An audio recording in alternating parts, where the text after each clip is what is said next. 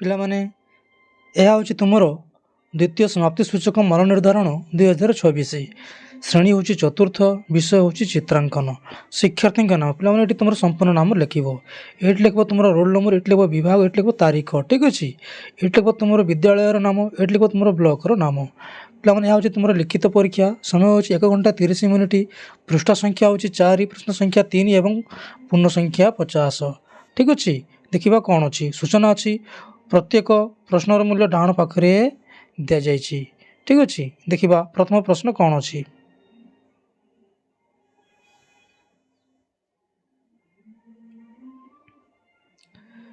ତଳେ ଦିଆଯାଇଥିବା ଚିତ୍ରକୁ ଦେଖି ଯେକୌଣସି ଗୋଟିଏ ଅସମ୍ପୂର୍ଣ୍ଣ ଚିତ୍ରକୁ ସମ୍ପୂର୍ଣ୍ଣ କର।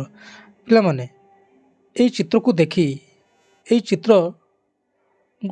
ଠିକ୍ ଏହିଭଳି ଚିତ୍ରଟି ଅସମ୍ପୂର୍ଣ୍ଣ ହୋଇ ରହିଛି, ଏହାକୁ ତୁମେ ସମ୍ପୂର୍ଣ୍ଣ କରିବ।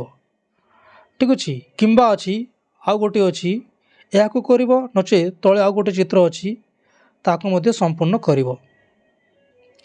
ଠିକ୍ ଅଛି। ଠିକ୍ ଏହିପରି ଏହାକୁ ସମ୍ପୂର୍ଣ୍ଣ କରିବ, ତେବେ ଯାଇ ତୁମକୁ ପୂର୍ଣ୍ଣ ମାର୍କ ମିଳିବ। ଠିକ୍ ଅଛି। ଦେଖିବା ପରବର୍ତ୍ତୀ ପ୍ରଶ୍ନ କ'ଣ ଅଛି। ତଳେ ଦିଆଯାଇଥିବା ଚିତ୍ରକୁ ଯେକୌଣସି ଗୋଟିଏ ଚିତ୍ରରେ ରଙ୍ଗ ଦିଅ। ପିଲାମାନେ ଏଇଠି ଦୁଇଟି ଚିତ୍ର ଅଛି। ଏଇଠି ଗୋଟିଏ ଚିତ୍ର ଅଛି ସକାଳର ଦୃଶ୍ୟ। ଠିକ୍ ଅଛି। ଆଉ ତଳେ ଗୋଟେ ଚିତ୍ର ଅଛି ଗୋଟେ ଘର।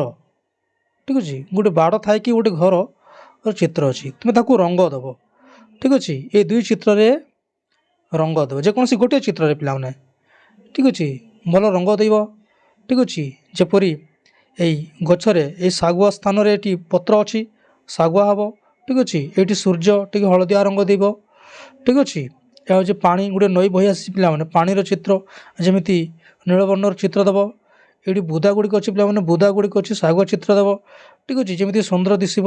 ପିଲାମାନେ ଏଇଠି ଯେଉଁ ଗଛର କାଣ୍ଡ ଅଛି ଏଇଠି ଦେବ ତୁମେ ମାଟିଆ ରଙ୍ଗ ଦେବ। ଠିକ୍ ଅଛି। ଧୂସରିଆ ରଙ୍ଗ ଦେବ। ତାପରେ ମାନେ ପର୍ବତ ଅଛି ପିଲାମାନେ, ପର୍ବତ, ପାହାଡ଼ ପର୍ବତ ଯେଉଁ ରଙ୍ଗ ହେବା କଥା ତୁମେ ତାକୁ ସେପରି ରଙ୍ଗ ଦେବ ଯେମିତି ଜଣାପଡ଼ୁଥିବ। ଠିକ୍ ଅଛି।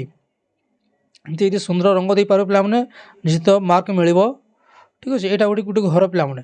ପିଲାମାନେ ଏଇଠି ଯେଉଁ ଆଜବେଷ୍ଟ ଲାଗିଛି ସେଇଠି ଗୋଟେ ରଙ୍ଗ ଦେବ, ଆଉ ଘରେ ଅନ୍ୟ ଗୋଟେ ରଙ୍ଗ ଦେବ, ଏଇ କବାଟ ଝରକାରେ ଅନ୍ୟ ପ୍ରକାର ଗୋଟେ ରଙ୍ଗ ଦେବ। ଠିକ୍ ଅଛି। ତାପରେ ବାଡ଼ାର ଗୋଟେ ମାନେ ବାଡ଼ା ଅଛି, ଗେଟ୍ ଅଛି, ଗେଟ୍ରେ ଗୋଟେ ପ୍ରକାର ରଙ୍ଗ ଦେବ। ଏଇ ସାଇଡ଼୍ ପାଖରେ ଗୋଟେ ରଙ୍ଗ ଦେବ, ଏଇ ବାଡ଼ମାନଙ୍କୁ ଗୋଟେ ପ୍ରକାର ରଙ୍ଗ ଦେବ। ଠିକ୍ ଅଛି। ଯେମିତି ସୁନ୍ଦର ଦେଖାଯିବ। ଠିକ୍ ଅଛି। ଦେଖିବା ପରବର୍ତ୍ତୀ ପ୍ରଶ୍ନ କ'ଣ ଅଛି। ତଳେ ଦିଆଯାଇଥିବା ଚିତ୍ର ଦେଖି ଯେକୌଣସି ଗୋଟିଏ ଚିତ୍ର ଅଙ୍କନ କର। ପିଲାମାନେ ଏଠି ଦୁଇଟି ଚିତ୍ର ଅଛି, ଯେକୌଣସି ଗୋଟିଏ ଚିତ୍ର ଅଙ୍କନ କରିବ ଏଇ ତଳ ବାକ୍ସରେ। ଠିକ୍ ଅଛି। ତଳ ବାକ୍ସ ମଧ୍ୟରେ ଯେକୌଣସି ଗୋଟିଏ ଚିତ୍ର ତୁମେ ଅଙ୍କନ କରିବ। ବଡ଼ କରି ଅଙ୍କନ କରିବ ପିଲାମାନେ, ଛୋଟ କରିବ ନାହିଁ, ସମ୍ପୂର୍ଣ୍ଣ ମାର୍କ ମିଳିବ। ରଙ୍ଗ ମଧ୍ୟ ଦେବ। ଠିକ୍ ଅଛି।